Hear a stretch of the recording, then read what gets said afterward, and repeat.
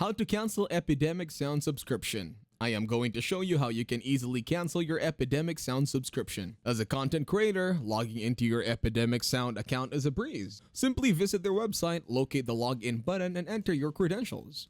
Once inside, you will have full access to manage your subscription, explore their vast music library. From personal experience, you can find Epidemic Sound's user interface intuitive and user-friendly. Navigating to the account section feels like second nature, making it effortless to keep track of your subscription details. Just a few clicks and you're in control of your audio journey.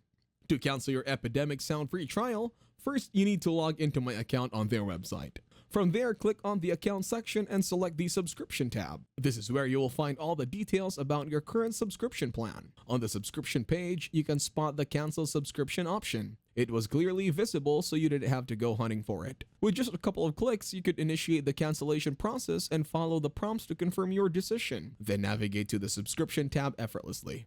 From there, canceling your Epidemic Sound free trial is straightforward. You can simply click the cancel subscription button. Following the on-screen prompts, confirm your decision to end the trial period.